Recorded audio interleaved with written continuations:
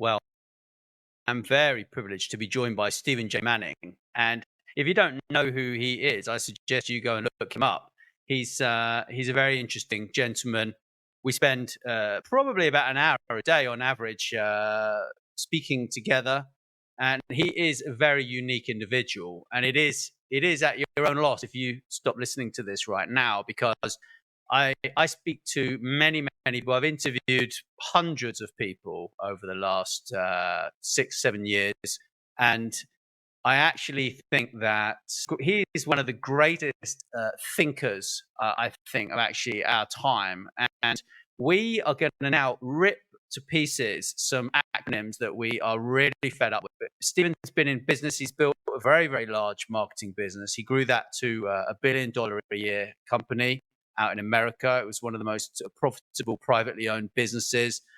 And they had 3 million square feet of warehousing, et cetera, et cetera. So in terms of knowing how to run a business, knowing how to manage staff, knowing how to do business, he is someone that you really need to listen to. So I'm all revved up. I got my sparkling water. We are going to be talking a little bit about our talk that we did recently for Book Boon Learning, which is part of the Access Group. We're going to be talking a little bit about that. We did talk about Bani versus VUCA, which are two to the point of creating our own, actually, at the point which we thought 3 letters is way better than 4. So we created our own NCC acronym. But today we're going to be talking about Bani versus VUCA versus Tuna versus Rupt versus Partridge in a pear tree, which we just came up with because we thought it was kind of funny. But Stephen, when I thought about these acronyms, I thought of an acronym which, for me, actually sums up the world right now, and it sums up the military word snafu, which is actually people probably know what that is. Situation normal, all fouled up. I would say all effed up, but I'm far too polite to be kind of using that kind of language. Especially my mother's watching from heaven. She would probably. I can hear the words from my dear mother right now. So yeah, I'm gonna avoid that. But it was fun doing that talk, and you're revved up for this, and I want to thank you once again for joining me. So, what do you think about Tuna and Bani and VUCA and all of these acronyms? Like, what do you think?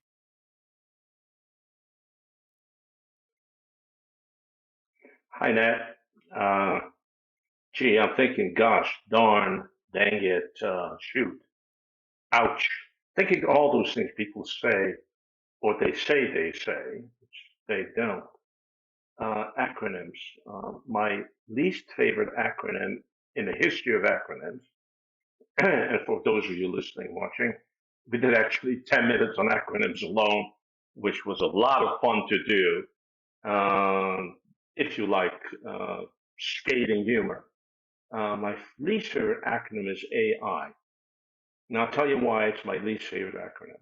For the same exact reason why I genuinely dislike Twitter, because I did not invent it. Had I invented AI, I would love it. Regrettably, in the early 80s, our version of AI was called synthetic data. And Twitter, well, I was in a room with the early guys in Twitter, and I was really annoyed because I kind of came up with 140 characters right after the brilliant geeks came up with that in SMS, as you know.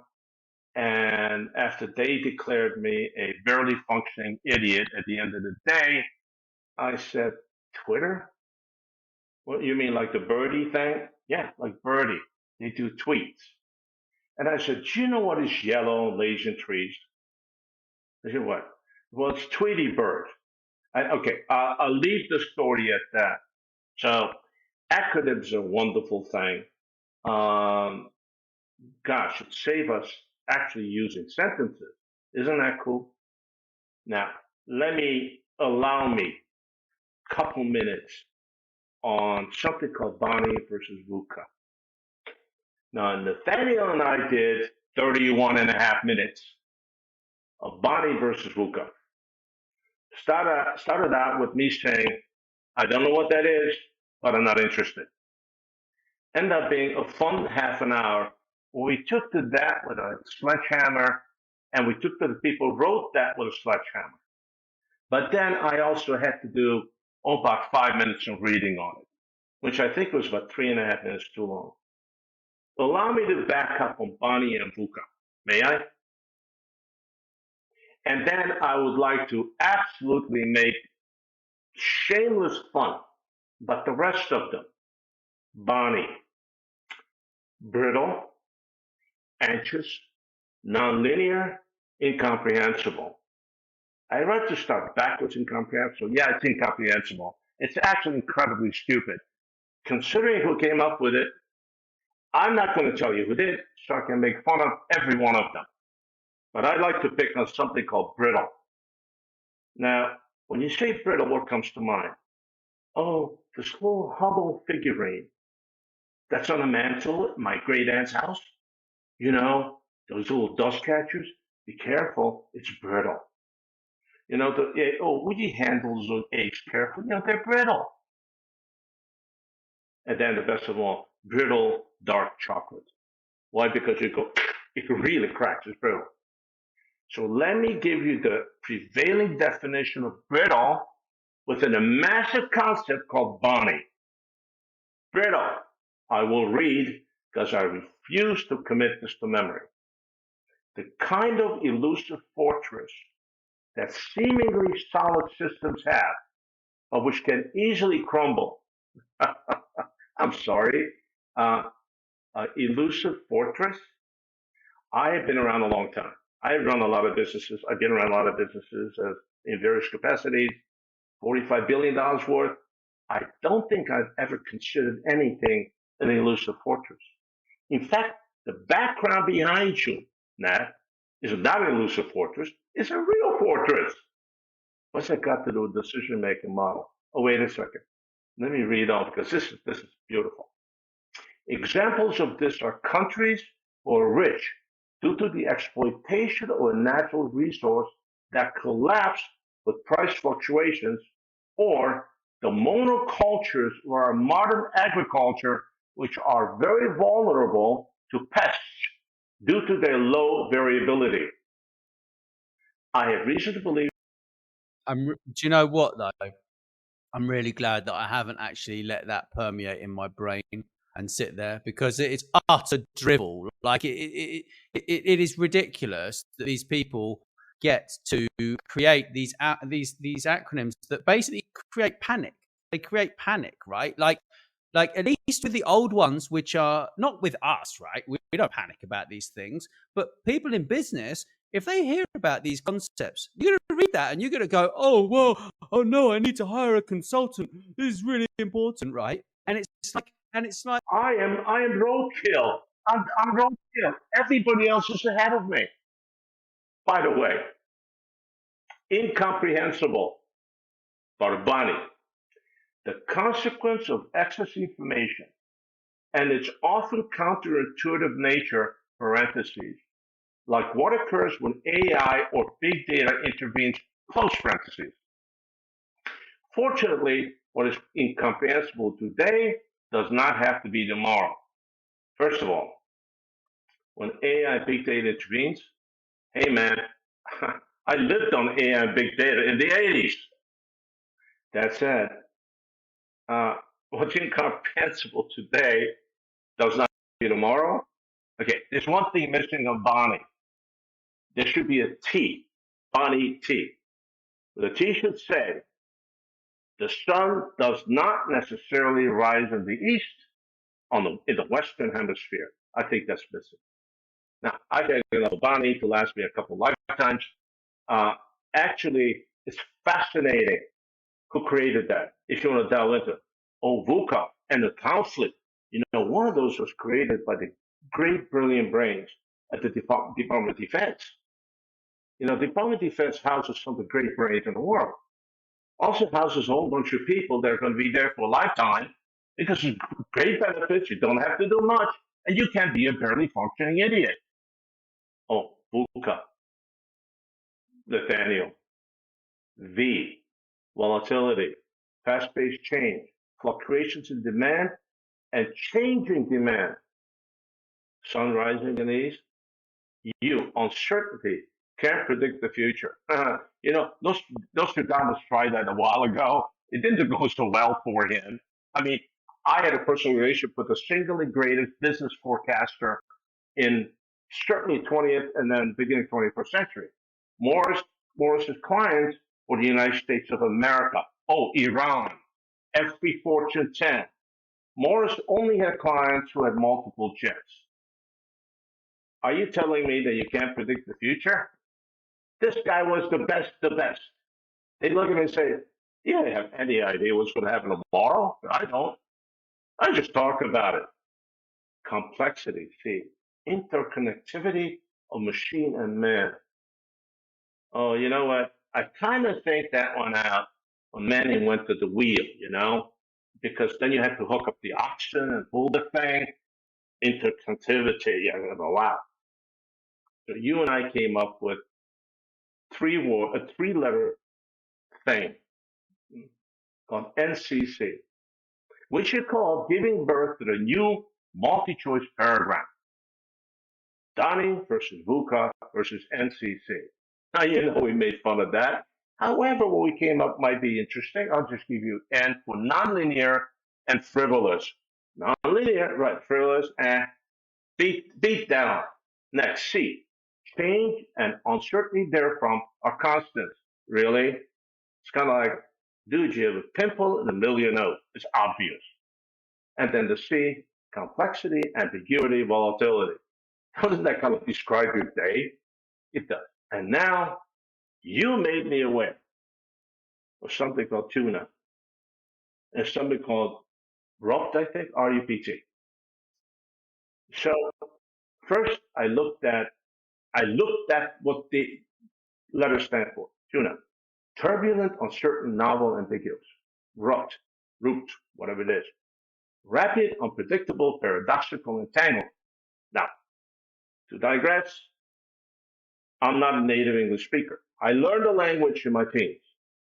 And the way I learned the language is not classic because I lied about what I knew, what I did not know my age to get into real school. And you can't read a history book with a dictionary to speak 40 words. So what I did was I wrote down on the side of the page every big word I read. I figured the bigger, more important. Who needs those little bitty things, you know, prepositions? I'll learn that later. So I wrote down a couple thousand words over a few months, and I kept writing down words. I kept looking those up because I still couldn't read a paragraph to save my life. And you know, I remember the first book I ever read in English was Ian Fleming's The Spy Who Loved Me. Might have been the first 007 book, right? And I wrote this before you laugh every time I say it. I read that little book and read it because I didn't understand it. And there was a very challenging word there. 007 said to somebody, that son of a bitch. It took me a year to figure out that he didn't mean a couch. That's how long it took me to get to that word. That said, I learned more $50 words than you can believe.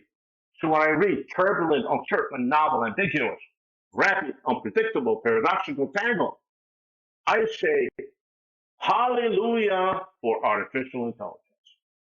Because I know how they came up with that, to create an interesting acronym. Somebody went to an AI thing, a machine, a module, and had one of these words in their mind, uncertain. Just pick one, or paradoxical. And then went to search for the most unusual synonyms you can possibly find. And they came up with turbulent, uncertain, novel, ambiguous, rapid, unpredictable, paradoxical, tangled. I said, I can't see. Now, I haven't done this yet, but I'm inclined to actually go and hit up my beautiful machine and say, give me the most unusual synonyms for each and every one of these words. I will bet the princely sum that I will come up with a 75% match. Anybody wants to make that bet? Let me know. So, bottom line, I said, it's all inglorious.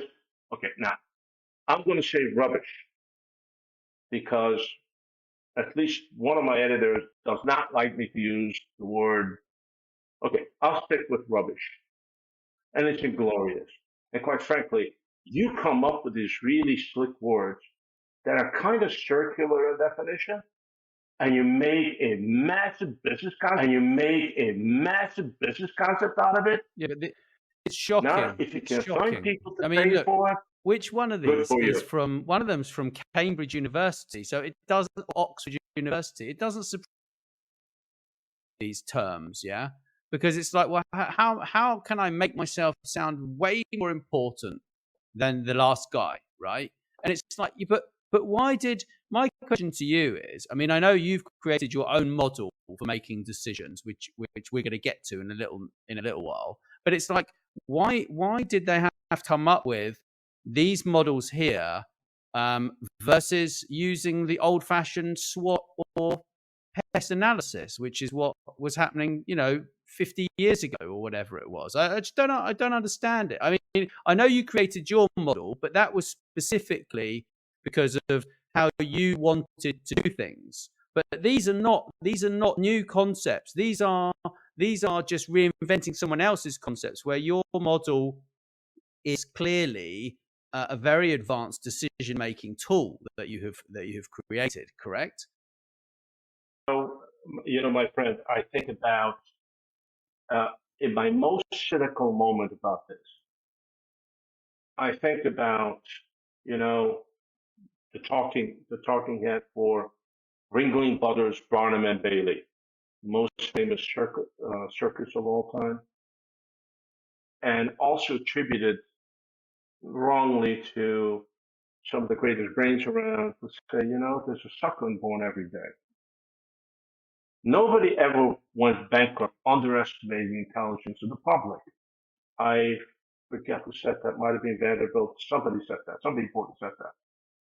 The reality is that a lot of the academics,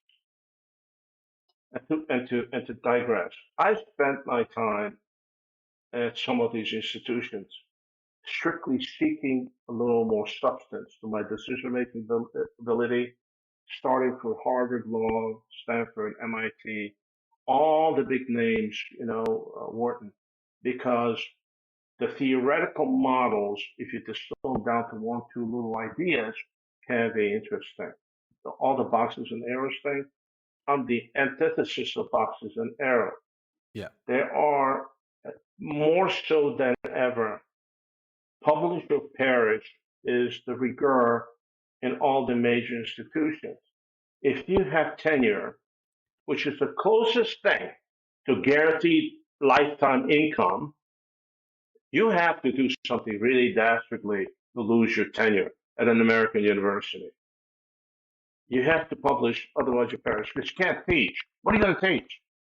Now, what's interesting about the people who come up with these massive concepts, which I think are funny, I don't think, somebody tell me, I'm digressing again, because I'm the king of digressions. Somebody tell me how I apply Tuna to my problem with the impending UPS strike. I'm going to walk into the negotiating room for the entire entertainment industry in America, which of course cascades across the world, to the writers, the production people, the actors, and the studios, and say, I got an idea. Let's put our negotiations in the framework of Rupt, R-U-P-T. Rapid, unpredictable, paradoxical tangle. One or two things are going to happen. I will run for my life, or I won't have a chance to run for my life. They will throw me out the 12th floor window. Because they're talking about survival of industry. They're talking about being able to incorporate AI, etc., in the world that they live in every day, all day long. And I promise you, all those writers, they're picketing the studios. I see them every day. I live close to Fox, Warner Brothers, Sony. Sony's 2 miles from here. All those people walking those picket lines, man, I don't know how to tell you this, but 80% of them don't make enough money to satisfy union rules to get health insurance. They have to make $43,000 a year to be able to get benefits. 80% of those people with text lines don't. How about you tell them about Tuna? Tuna, we got a solution for your problem. Your problem is that the studios can just, the ordinary stuff on the air, they can reproduce with AI. We don't need you. Those people have a lot of things in common. Yeah, they have some talent. Then they have arms and legs, they have kids, they have mortgages. And they do live paycheck to paycheck. It's astounding. There's a bar in LA, and again, I've gone a little far afield. And the bar is for writers. And the whole idea of this bar is that the writers go there and bring their last one of their residual checks, and instead of cashing them, they pin them on the wall. There are thousands of them. Checks for 4 cents, 96 cents, $1.32, $3.19, because there's a lot of these guys making, those are residuals. Right now, they're not pinning on the wall because those people are cashing the $3.19 residual check. Oh yeah, their actors are getting $74,000 a week, but that's not the point. Okay, so the question is, I know a couple academics that are up there. I know them because their relationships going back 30 years, because we read each other, whatever the circumstances. And I look at some of these brilliant brains, including the aforementioned forecaster Morris.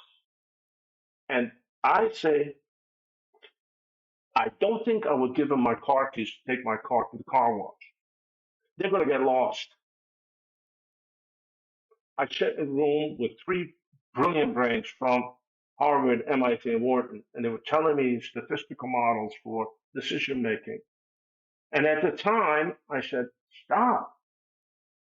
I need some substance to my ability to process and make some decisions, because the Teamsters Union is going on strike next week. I have 154 massive containers every single week coming out of the harbor to us, and they're going back. That's going to stop. So what do I tell 10 million of my customers? That they're not going to get the thing they paid for. Help me navigate that disaster. By the way, our president at the time figured that out for everybody's benefit. There's no better incentive than saying, if you don't fix it, I'll fix it. No follies here, I'll fix it. Oh God, they got fixed. But the point is, don't give me statistical, theoretical, don't give me any Tuna or VUCA or VUCA or WACI or a Partridge and Pear tree. What do I do if they do in fact go on strike? How do I deal with a couple million disgruntled customers who want refunds? How do I deal with the Federal Trade Commission who says you failed in observing the rules? The difference is there are people like you, to some extent me, who say, hold on a second, I've been there, done that. Don't give me a theoretical model. Don't do that. Now, I'm the antithesis of boxes and arrows. Yes. I one day said, you know what? I've talked to enough people who live in a universe I can't comprehend. I created my own boxes and arrows. And I arrogantly named it the Manning model, the Manning conversion model. It's kind of the way in my little mind you make a decision. What goes into a decision? That's what goes into a decision. So, if you want to know more about it, you'll ask me. Well, thank you, Stephen. I think it's been very, very interesting. And if you are on Book Boon Law, please do and go talks over there. Check out Stephen's book, and also look for Stephen J. Manning on the internet. You can find his website, stephenjmanning.com. You can also find my website, natschooler.com. And our names will be somewhere around. And we greatly appreciate you listening and giving us your time. Thank you, Stephen. Now, if you want to see this model, just because you can go to another site that I have called fymc.com, right? Yankee Mary Charlie.com, and look for something, a tab called the Manning Model.